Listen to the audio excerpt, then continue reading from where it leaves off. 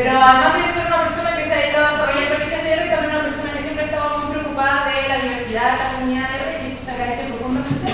Y también ha estado apoyando muchos de estos proyectos que de una manera silenciosa ha permitido que se desarrollen. Así que bueno, sin más, les pido que por favor den un aplauso a Hadley.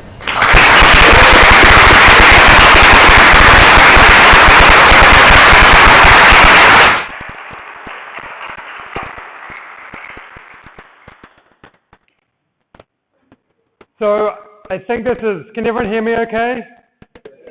I think this is kind of a great transition to go from talking about the Spanish translation of R for data science to talk about the only languages I know how to translate, which are different computer languages.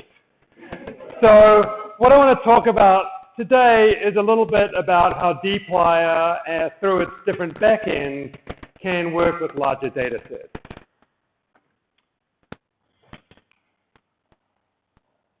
If my remote works. So to begin with,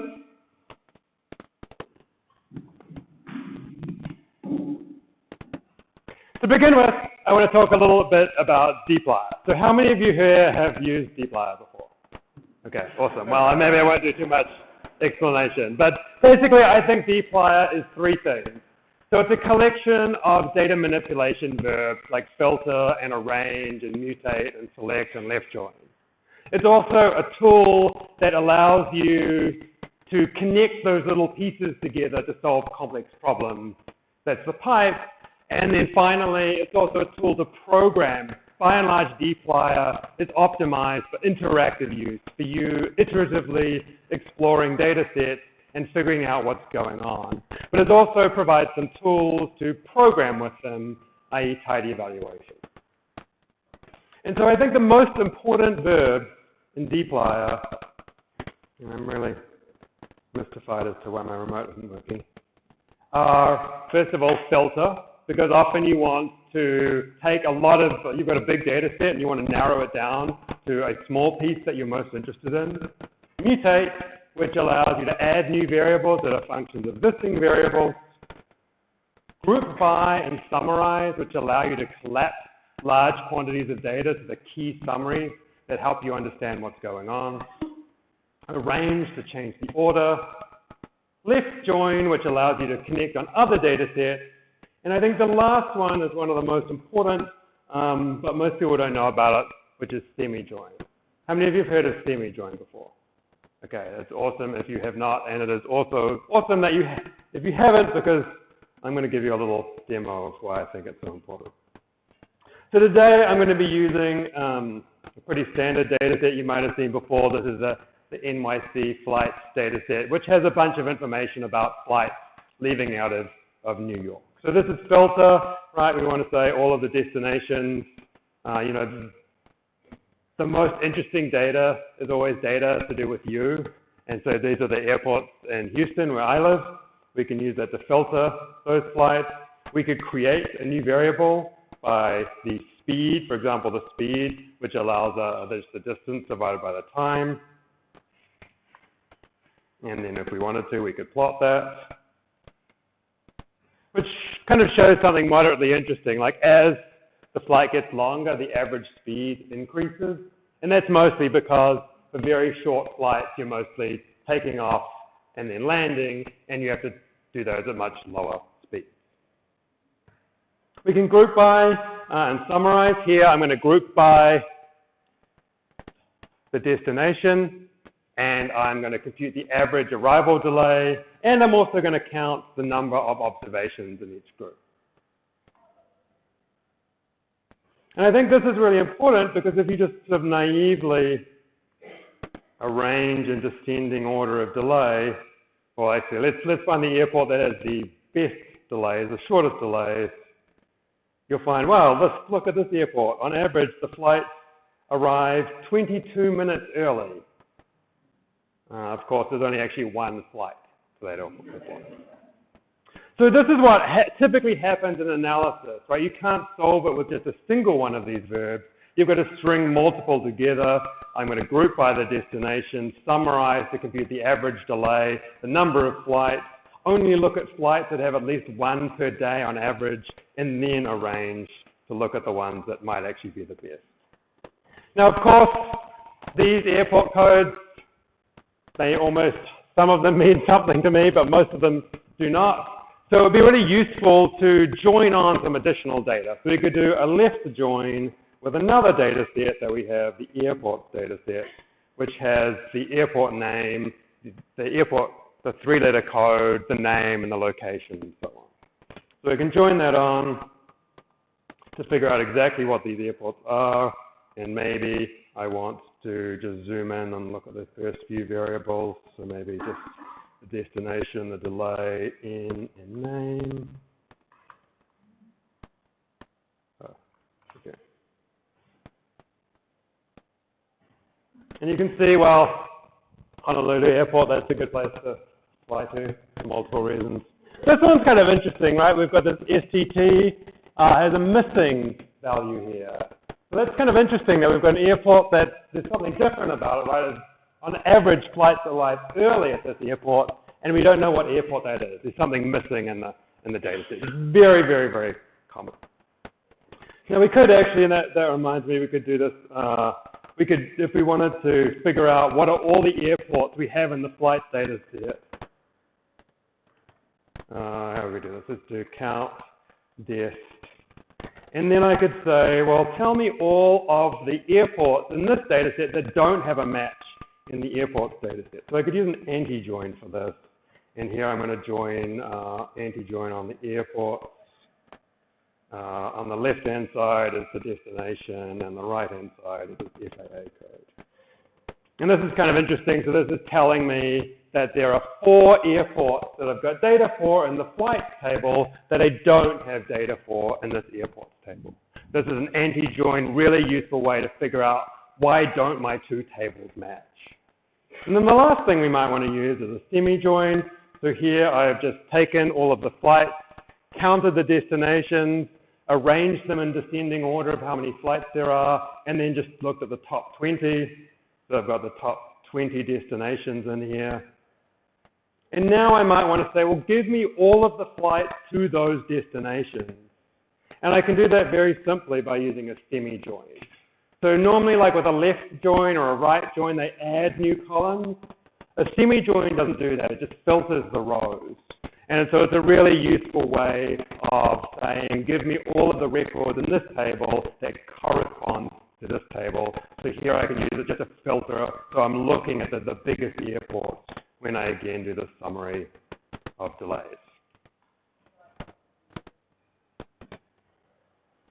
So the idea of dplyr is that you have these simple verbs.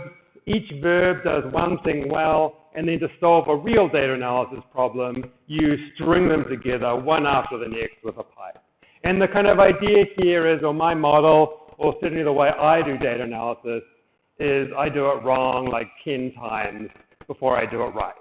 And so the important thing is to be able to iterate quickly, to try out lots of different things so you can get to the right solution as quickly as possible.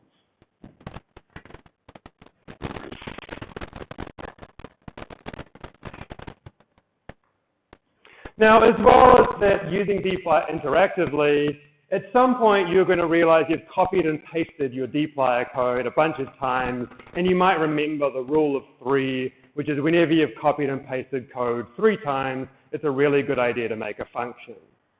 But if you take code like this and put it inside of a function,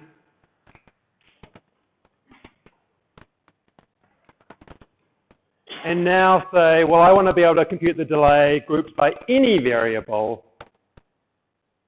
If you run this code, you'll get an error saying that column VAR is unknown. And that's true, right? There's no column in the flights data set called VAR. We want to use some sort of indirection. We want to use not VAR, but the value that's stored inside VAR. We want to use origin. And this is basically the problem that tidy evaluation tries to solve. And I don't want to talk about tidy evaluation at great length here because it's fairly complicated, but we now have a pretty simple solution for this problem, and that is you embrace the variable, which is a pun on these are called braces, and it looks like you're hugging it. So you embrace the variable. And that means now dplyr knows not to use this variable literally, but to use what you've supplied to the argument of this function. So this idea is called tidy evaluation. If you ever have a problem writing a function using dplyr or other tidyverse code, looking up the details of tidy evaluation is a good place to start. But what I wanted to talk more about today is how does dplyr help you work when you've got larger data sets? And like, what does that even mean? What does big data mean? And I have two kind of very pragmatic definitions for big data. The first definition is that you spend more time waiting for the computation to happen than thinking about what computation you should do. So whenever you're waiting a bunch, I think that's a big data problem. And the other kind of definition that's useful is whenever it's just moving the data from one place to another is annoying or time-consuming. You can't just like put it in an email. You can't put it on GitHub. You can't put it on a USB drive. Like just moving the data from one place to another is a significant hassle. I think that's another good pragmatic definition of big data. And I think one of the key ideas when you're working with big data is that you don't want to bring all of that data to your computer because that's going to be slow and annoying. What you want to do instead is send the computation to where the data lives. And so what I want to talk about today is the way that dplyr kind of helps you kind of ease into this different model of computing where the data lives somewhere else and you send the instructions as to how to compute with it to it in a fairly natural way. So normally when you use dplyr, you're just working with data frames or tibbles. You use the kind of native dplyr backend, which is written in C++. Today I'm going to talk about data table and how you can use that, how you can write the data table code by having dplyr write data table code for you, and then how can you write SQL code by having dbplyr write SQL code for you. And then you can kind of keep the data table is really fantastic for large in-memory data sets that can fit in memory on your computer. Relational databases are good for data that doesn't fit in memory, that maybe fits on the hard drive of a single computer. I'm not going to talk about this today, but if you get even larger data sets, you might be using Spark, where you don't just have one computer that the data lives on, but you've got tens or hundreds or maybe thousands of computers, and you could use Spark to work with that. So the basic idea of all of these backends is the same. You write dplyr code, and then these individual backends are going to do the translation for you. So how many of you have heard of data tables before? Okay. Data table is a really awesome package designed to make it incredibly fast to do data manipulation tasks. But personally, I find the syntax a little bit hard. It's very, very concise, which means you type very few characters, but you have to kind of think a lot when you're reading it. And so what my goal was with dplyr was to try and get what I think at least is the best of both worlds, to have the performance of data table with the syntax of dplyr. Or if you already know dplyr, how can you easily get the performance advantages of data table without having to learn an entirely new syntax? And the idea here is that you're going to continue to write dplyr code, and then dtplyr is going to write the data table code for you. It's going to translate your dplyr code into data table syntax. So let's make this a little more concrete with an example. Just going to restart R. And the first thing you have to do to use dtplyr is to turn your data frame into what I call a lazy data table. I'll come back to what I mean by this in a little bit, but basically this is what we need to do to get started. And so now I can still use exactly the same code that I wrote before, and what dtplyr is going to do is it's going to translate that into data table, the equivalent data table code for me. So we can do that for all the basic things. So if you do a mutate in data table, you use the slightly weird looking colon equals operator. And I'll talk a little bit later about what this copy is. But basically, if you've never used data table before, all you need to know is that well, there's nothing you really need to know because the goal of dplyr is it'll just translate the dplyr code you already know. So I can just run through all of those things I did before, and it will translate my dplyr code to data table and then run it. So what do I mean by this laziness? So if I have this lazy data table object and I assign it to an object, this is always going to happen basically instantaneously because no computation has actually occurred. The idea of laziness is that, I mean, the idea of laziness in real life, you do as little work as possible until someone forces you to do the work, you're not going to do anything. So this is the idea here, that until, for example, you look at the data frame, that's going to have to do some computation to actually see what the results are. You can also just see what would happen or what data table code will be generated by using this show query function. And I should have asked this earlier, but can everyone in the back see this code? Okay? Or make it a little bigger? Okay. Okay. Seems to be okay. So we can just say, tell me what you're going to do when you run this code.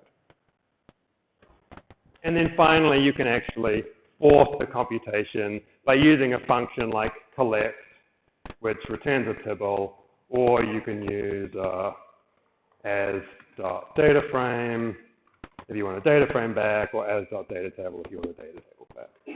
So this is a little bit different from dplyr, right? Normally when you run dplyr code, each time you run a filter or a summarize, that action kind of happens immediately. Whereas here, we have to kind of do something at the start. We've got to say this is a lazy data table, and we've got to do something at the end. We want to collect all the results. So that is a little bit more work, but the advantage is that now dplyr and hence data table can look at the entire sequence of operations you've done, and it might be able to figure out how to operate on those, how to do that more efficiently. So a really good example of that, which, well, I'll show you a couple of little examples of that.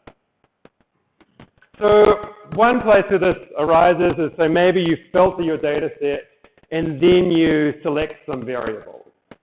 Now, this is actually kind of an inefficient way to do things, right? Because when you filter, R has to go through and filter every single column in your data frame. And you go and immediately throw a bunch of those away. If you never look at them again, why did you bother doing that work to filter them? And so one thing that dplyr can do is kind of recognize that. And so when you run this code and look at the output, you'll see there is just one data table step here. So first we do the filtering, and then simultaneously we do the selection. And so running this code in data table is actually substantially more efficient than running it in dplyr, because dplyr gets more information. It can consider the complete sequence of operations you're doing, and it can notice like, oh, hey, you only actually need these 5 variables. I don't need to filter all of the other 20 or so variables. Another case where this comes up is when you're doing a left join.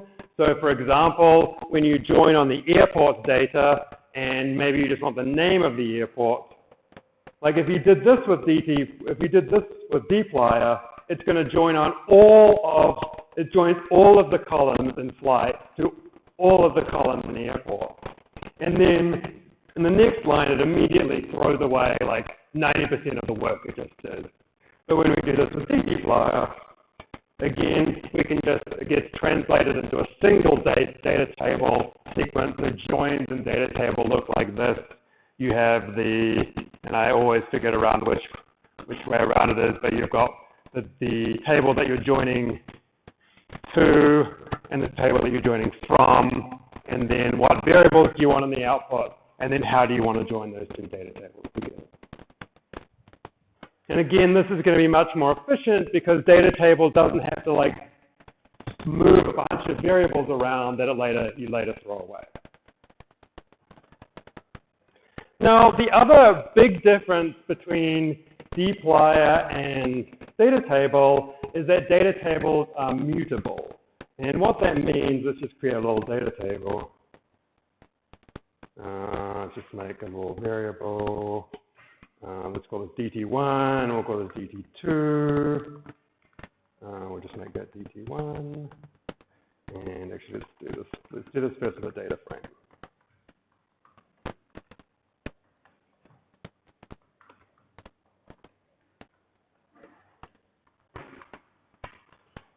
So here I've created a data frame, and I've basically given that data frame kind of two names. I can call it df1 or df2, and if I look at them, unsurprisingly, they look identical.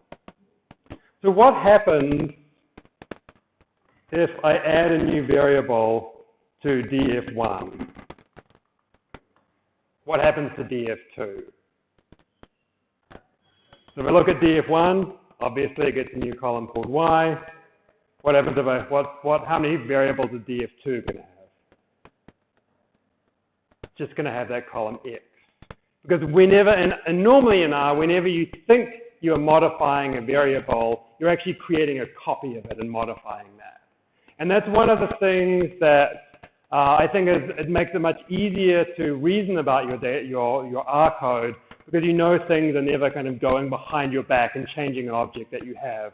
But it's also something that makes R relatively slower, because it has to make these copies all of the time.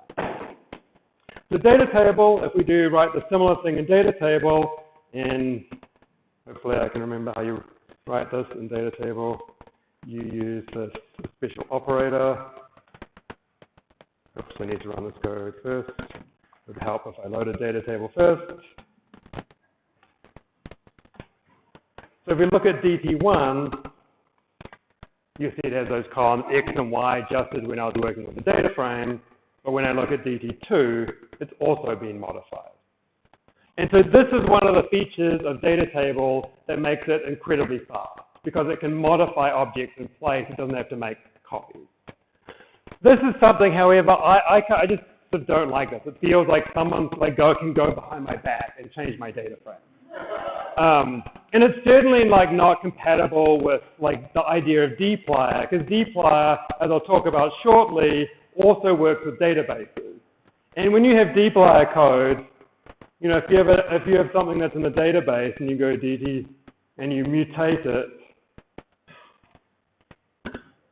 if this was in a database and this code went and modified code in your production database, you will have some extremely angry person in your organization coming to you wondering why you've changed the database.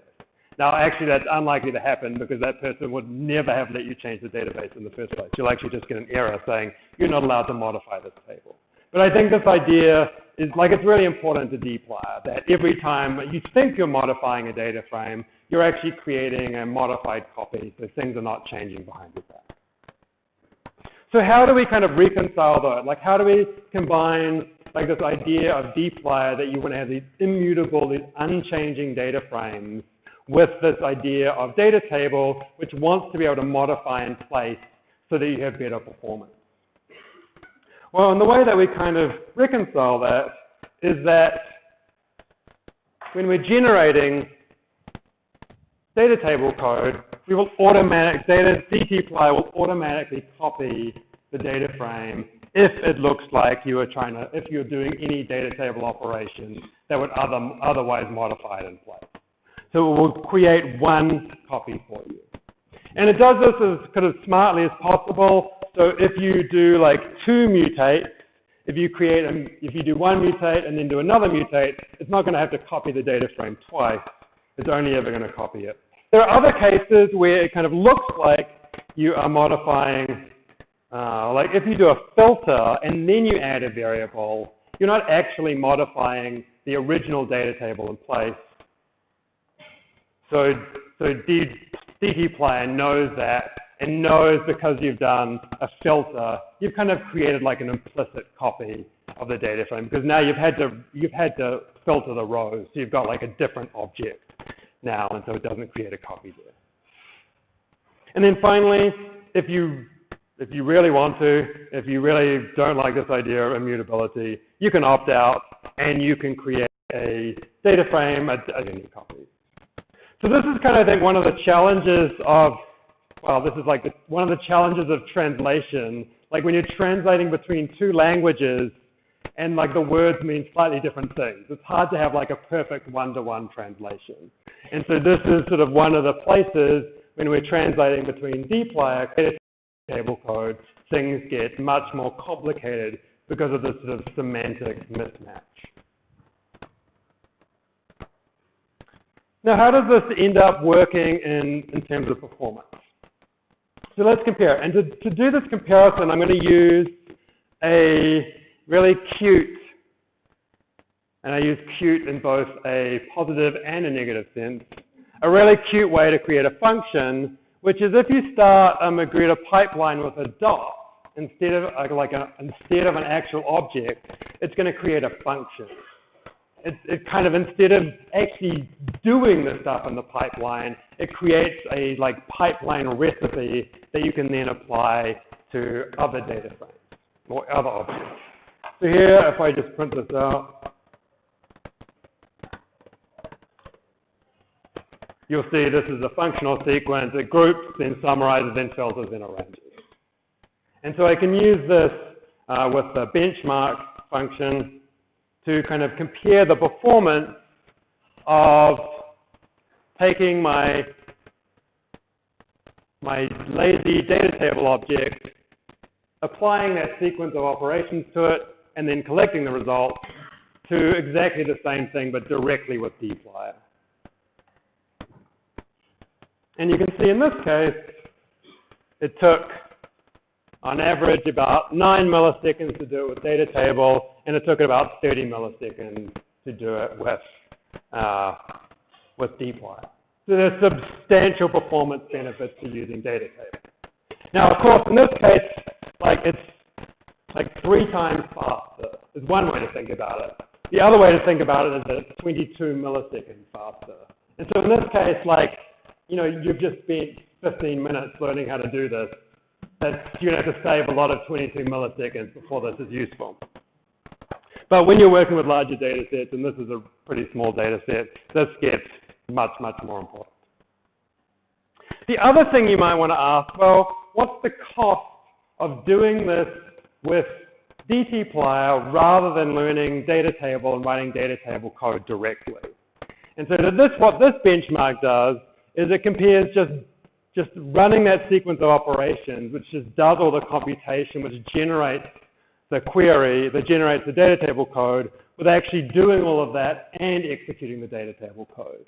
So the difference in runtime between this and this is kind of like the overhead of we can use that to determine the overhead of the translation.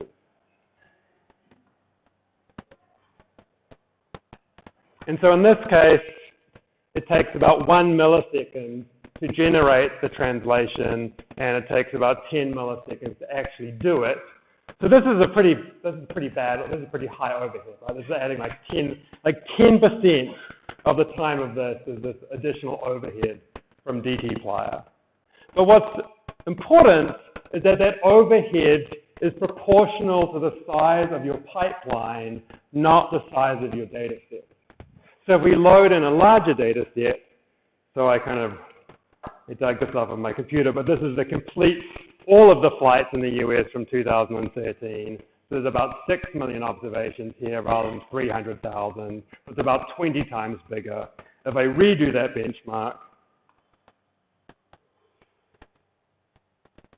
first of all, I have to compute it to a data table, which we do a little bit faster. In this case, now it takes about 700 milliseconds for dplyr and 100 milliseconds for dtplyr. So this is starting to get into a point where you're going to notice a half-second difference. You're not going to be like, well, I'm going to go away and get a cup of coffee, but it starts to feel like the computer's a little laggy, right? Like it has to think for a little bit rather than being instantaneous, and that can, I think, disrupt kind of the flow of your analysis. So now you're starting to see the payoff. You're saving half a second every time. And if you look at the translation cost, well, the translation cost, because the size of the pipeline hasn't increased, is just the same. So it's still that 1 millisecond. And now it's like less than 1% of the total runtime is spent in translation. So I think for when you have enough data that using data table is going to pay off, the additional cost of using data table via dplyr is going to be very, very small. Which is a very long-winded way of saying that I think like dplyr actually makes sense, like it's actually useful.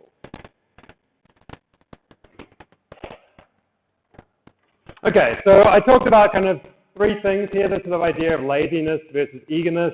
Normally when you use dplyr, at each step in the pipeline, the data is immediately transformed, but when you use dtplyr or dbplyr, as I'll talk about shortly, it's lazy. It doesn't do any computation until you force it to by collecting the data. That's obviously a little bit painful because you've got to remember this additional step at the end, but the advantage is that there's much more information available to figure out how to do that computation more efficiently.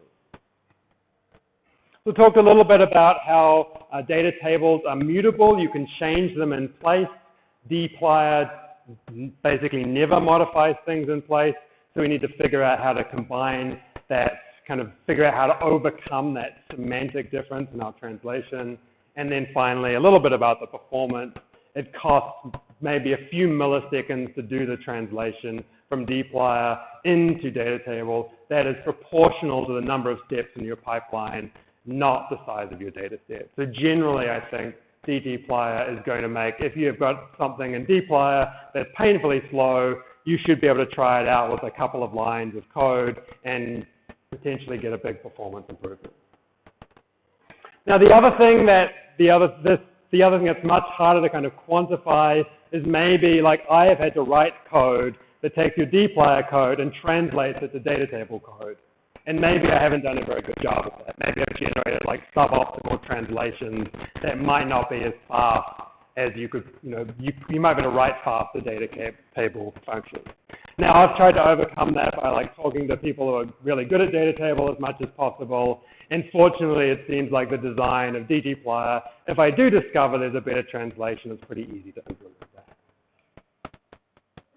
Okay, so that was dplyr, which allows you to translate your dplyr code to data table code, which generally helps you work with large in-memory data sets much, much more quickly. Next, I want to talk about dbplyr, which you might want to use if your database if your data lives in a database somewhere.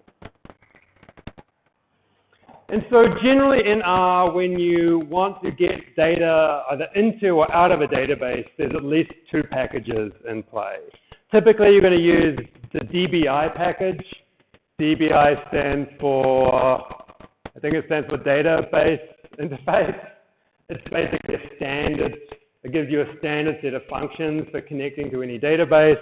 And then you couple that with a package specific to the database that you are connecting to. So these are the three popular databases. SQLite, you use the R SQLite package for that. If you want to connect to R Postgres, you use the R PostgreSQL package. If you want to connect to Oracle, you use the R Oracle package. But most of the time, you don't need to care about the details of these packages. These just take care of the details of connecting to the database. You just use DBI functions. But when you are working with these packages, you always have to write SQL. You have to understand what SQL is. SQL, the language of, it's short for structured query language, but it's basically the language that databases speak. And so when you're working with databases, you might write code like this. You load the DBI package. You connect to a database. Here I am not connecting to a realistic database. I'm going to connect to an in-memory database and copy some data in it. Normally, you are connecting to a database that someone in your company or organization has provided, and then you run some code against that database connection with some SQL. How many of you have seen SQL code like this before? Okay. If you haven't ever used SQL before and you want to get a job as a data scientist, I highly, highly, highly recommend learning about it.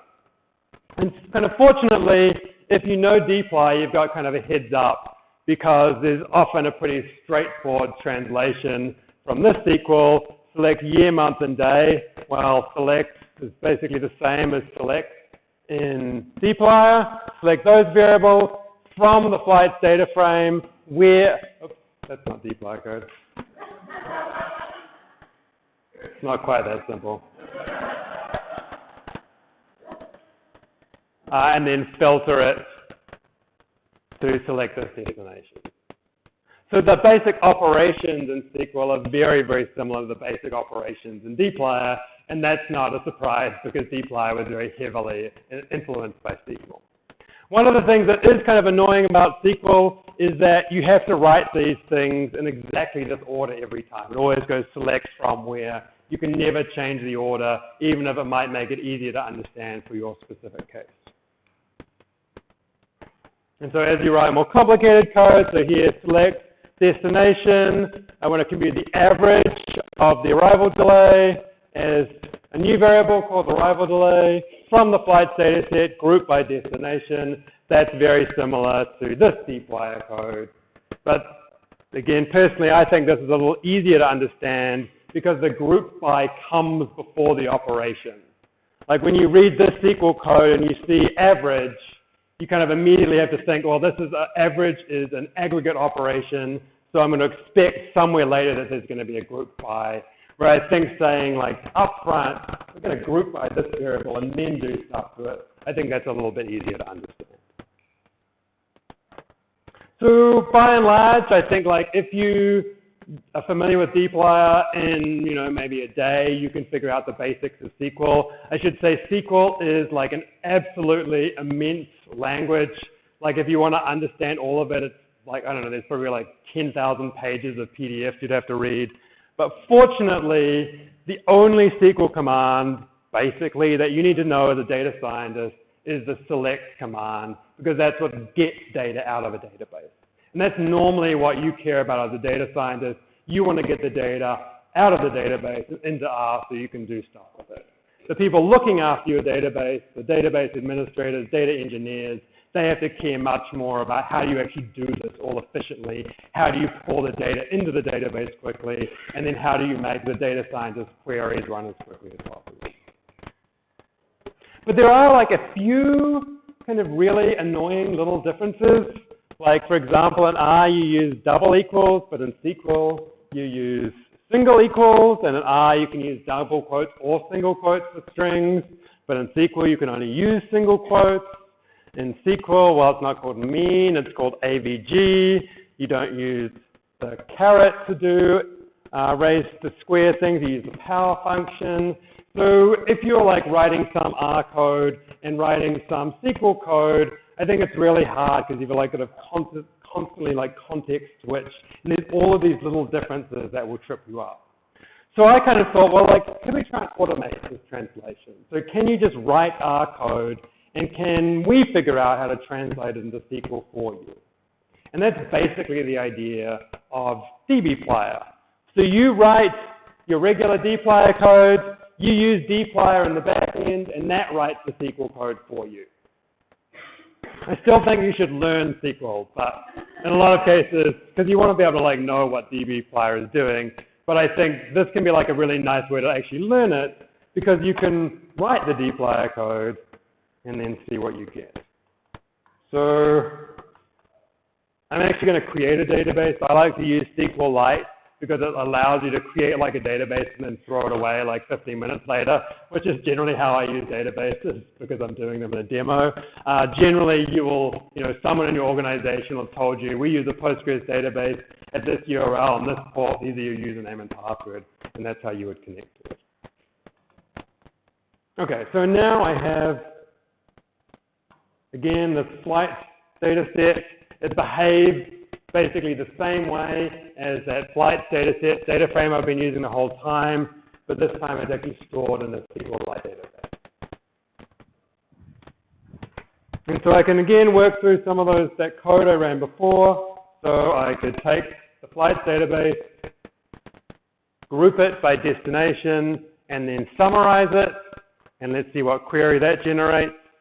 So basically, select, rename, summarize, mutate, and transmute all correspond to select in SQL. And I think that, that gives me like mixed feelings, right? You've got 5 functions that all do the same thing as one function in SQL, but I think this is good because those functions differ in important ways, and having these different names kind of helps signal that you're doing different things in your code. But basically, select, mute, summarize gets converted to a select, group by gets converted to group by, and this is the SQL code that we generate. This is probably pretty close to the SQL code you would write by hand. The main difference is I've put these backticks around every variable and every table name, and that just means that just makes sure, like, if you have a data frame in R that is a variable called select, like that's totally fine in R, but when you translate that to SQL, SQL will complain because it expects select to be part of a query. This just makes sure that doesn't happen to us. So if you're familiar with SQL and you're reading this code, you can just like mentally subtract off those backticks.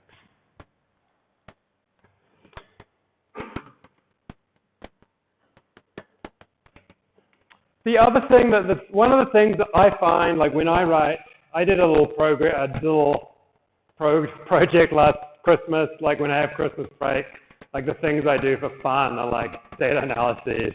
And I thought it'd be fun. Well, like, I'm going to do this in SQL. I was working with a big data set on Amazon's LatinR. I was like, wouldn't it be really fun to just like practice my SQL skills?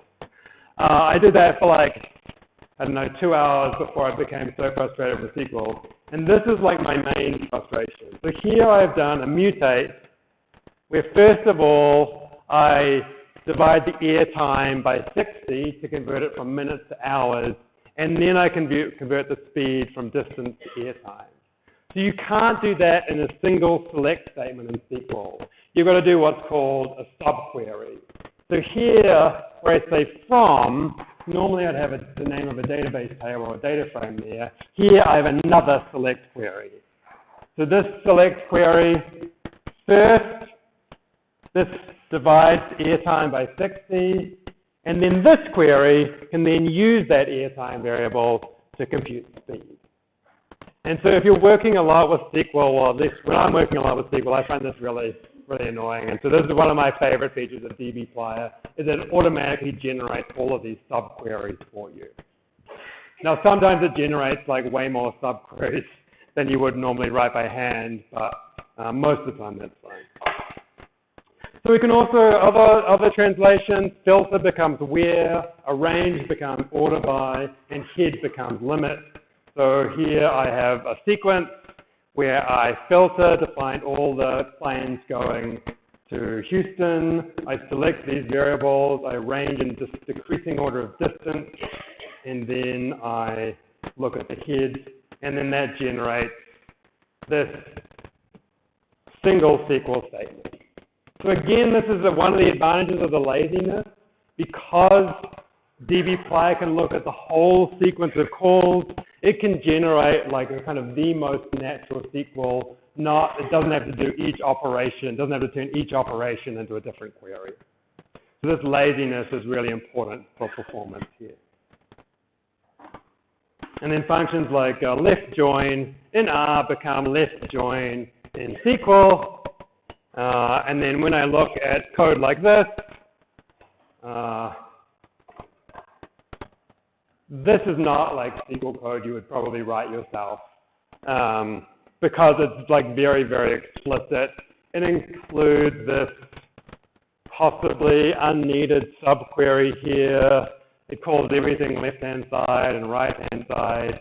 So this is something that's like technically correct SQL. Databases will understand it and work with it. It starts to get a little bit different to what you would probably write by hand. Now, so as well as those kind of big picture, like each dplyr verb gets translated to a different one of these SQL clauses. There's also, unlike data table, which is just R, we also have to translate all of the little bits of R code that you write inside the filter or inside the mutate. And so we can kind of see what's happening there using this translate SQL function. So one of the little minor frustrations of SQL versus R is when you write a number like 1 in R, R assumes that's a real number. But to make a real number in R and SQL, you've got to put a .0 after it. Whereas in R, if you want a one that's an integer, you've got to put a capital L after it, which is just the same as a 1 by itself in SQL. So there, again, there's all these like little illustrations or this thing, like this. This is the type of problem, like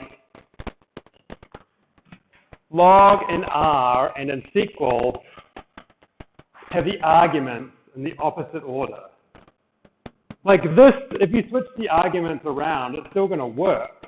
It's just going to give you the wrong number. And this is the type of bug, like this is hours of head scratching, because it's so hard to realize, oh, this function just has the same argument, but they're in a different order. There are a few other like useful R idioms, like computing the sum of x when y is greater than 0. This is a really useful little idiom in R that gets translated to something a bit more complicated in SQL using case when. And then the other thing that dplyr takes care of you is dealing with all of the different variations across different database backends. So if you want to join two strings together, depending on the database you use, there's 4 different ways to do it. So most databases, let me just clear this. Most databases use this concat_ws. This is basically the same as paste in R, but SQLite, for example, uses 2 vertical bars. And again, like if you wrote that thinking that was OR because that's what you use in R, you're going to get some wonky SQL. Microsoft SQL Server uses plus, and then Access uses and or ampersand. So this is the other real pain point of SQL, like SQL engines, different SQL databases are like 90% the same. That last 10% is going to trip you up like every single time. Now, the performance, like by and large, is going to be worse in a database than doing it directly in R. So this is just comparing doing this in SQLite, which admittedly is one of the slower databases around, and doing it directly in R. Generally, the performance benefit, you don't see the performance benefit when all of the data fits in memory. If all of the data fits in memory, you probably wouldn't be using a relational database in the first place. The biggest benefit is that you can compute with data, you can get extracts, the extracts of data that you need from data that is too big to fit in memory that you never could have loaded into R in the first place. So the benefit of using dplyr is not so much performance, it's enabling you to do things that you could not otherwise do.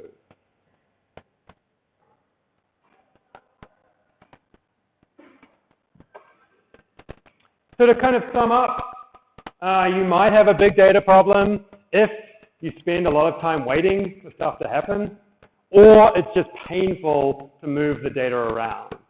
And if you do have a big data problem, the ways that dplyr tries to help you are by providing you with these backends. So you can take what you've learned about working with just regular sized data frames in R, and you can apply that to larger and larger data sets. First, by using dplyr to work with much larger in-memory data sets backed by the really awesome data table, and then you can move up to dplyr, which allows you to work with any size data that's stored in a relational database using dplyr.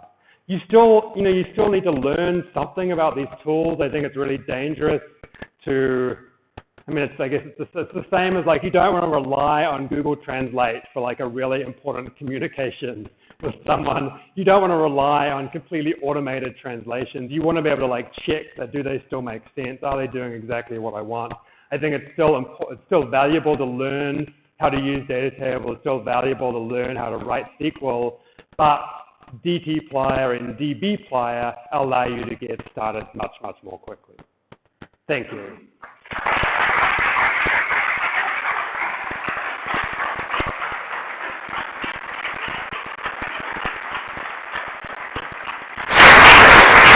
Tenemos tiempo para algunas preguntas. Si quieren, pueden hacer en inglés o las hacen en español y las traducimos.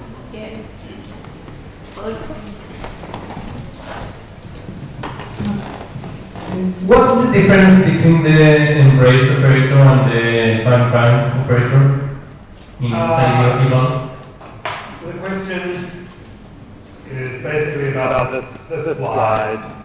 If you'd asked how to do this 6 months ago, you would have had to learn about bang bang and in quo. And bang bang and in quo, I think, provide a really beautiful and comprehensive theory for quasi-quotation, which I wanted to share with the world, but the world is not ready for the full details. So basically, the embracing is a shortcut for this, which allows you to solve like the 90% most common tidy evaluation problems without having to learn any complicated theory, even though it's awesome and beautiful, and you should.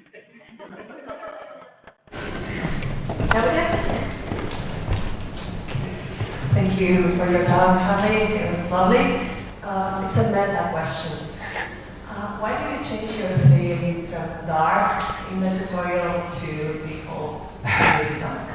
So Lara, if you'd attended Mina's talk yesterday, basically, like, I think, well, firstly, I toggle between dark and light themes in my own life. I'm not like a fundamental dark user or light user. But I think for presenting on the big screen, I think just light themes are easier for most people to read. That's why I have like a light background on my slides.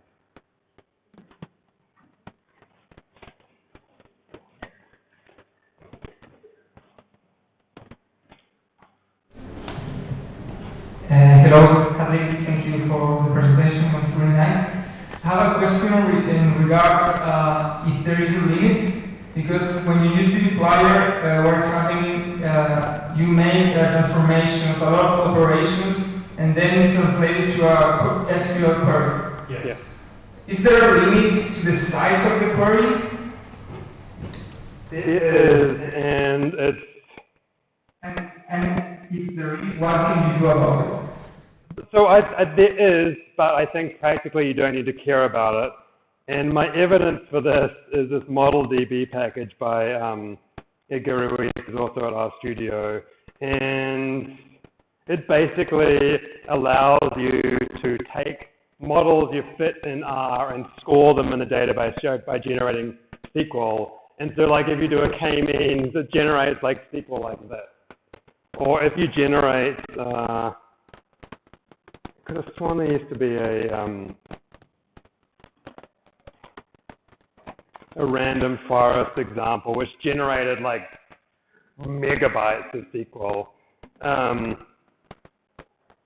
So practically, like, if you can generate hundreds of kilobytes of SQL, which is vastly more than you'll probably ever need. It's possible you might run into these limits, but I think the fact that you can take a random forest, turn it into SQL, which might be like 5,000, and most databases can just like deal with that just fine, surprisingly. ¿Más preguntas? Allá atrás. De adelante vamos a hacer la de Elio primero y luego vamos a ir para atrás. dplyr does all this lazy not lazy evaluation, but it's lazy data type that then collects and takes into account everything you did and translates to an efficient, more efficient translation. So can't regular dplyr do that with regular tables? Yeah. So dplyr definitely could do that, and I wonder sometimes if that's like a mistake, that it wasn't designed in that way. I think the problem is though, I don't know, I think it ends up being like a little annoying when you're writing code like this and you'd always have to add like a collect on the end. Like if your dplyr chain is like 10 steps long and you add a collect, it's like 10% more. But if it's one line long and you've allowed a collect, it's like doubled.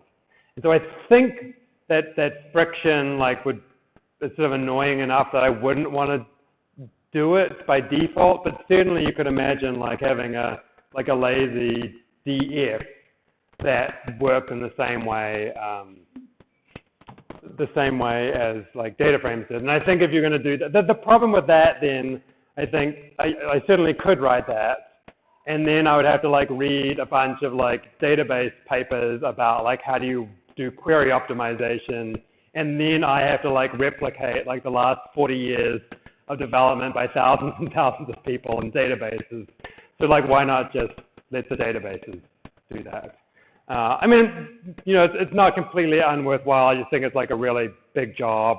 And like in most cases, like the performance is not that bad for data frames. If it's too slow for you, you can just use data tables now, and then you can use the database. So in terms of like the amount of work it would take me to implement versus the payoff, it just doesn't seem like that useful at the moment. Hi, Hadley. I have a question more related to the titlers in general. I think the titlers is really optimized to work with tables and data frames. And now, sometimes we have some packages that actually do not allow this kind of class. For example, keynotes. If you want to work with manipulate arrays or methods that are the things that occurs accept, you cannot use this nice syntax of imply. Do you have any plans to try to tackle those kind of data objects, or do you have any tips to how to deal with these arrays that actually are not very intuitive and there's no, let's say, a nice syntax to work with them? So I think mostly my answer is that like, me and my team are like focused like exclusively on data frames because that is like mostly of what people need. However, Davis, who's on my team, made this array package, like array, pronounced like array, R-R-A-Y, which kind of tries to think like how can you work consistently with arrays as much as possible, bringing ideas from like Julia and NumPy in terms of like broadcasting, which makes life easier. And then under the hood, it's implemented with extensor, which is a C++ library for very efficient operations. So this is like one little, I mean, sort of Davis has put his like toe in the water. This is not like a major, this is not something we're spending a huge amount of time on, but I think this is like one interesting avenue to consider. It also has a really awesome logo, but I don't know why it's on the website.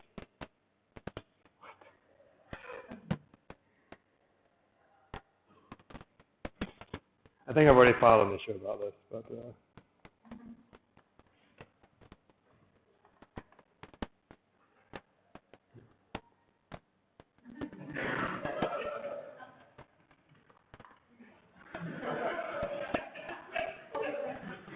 it has a really awesome logo, and I'm pretty sure Davis has tweeted about it, but hopefully he'll, well, now we'll just watch this issue and see when he fixes it.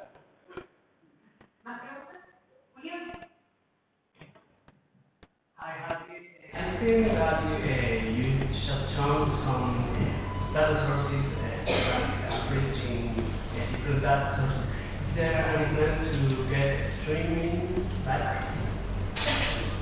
Not.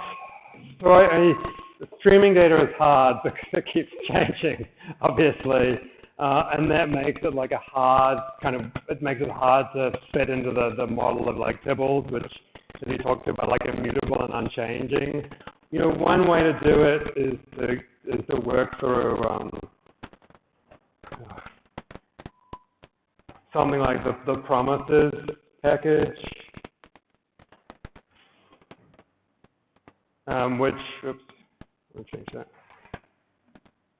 which Joe Ching developed to work with Shiny. Apart from that, I don't really know how they kind of like shoehorn that sort of data that's constantly changing into the model that R has, except through some kind of more complicated model like promises. Yeah, not for me. Maybe one day.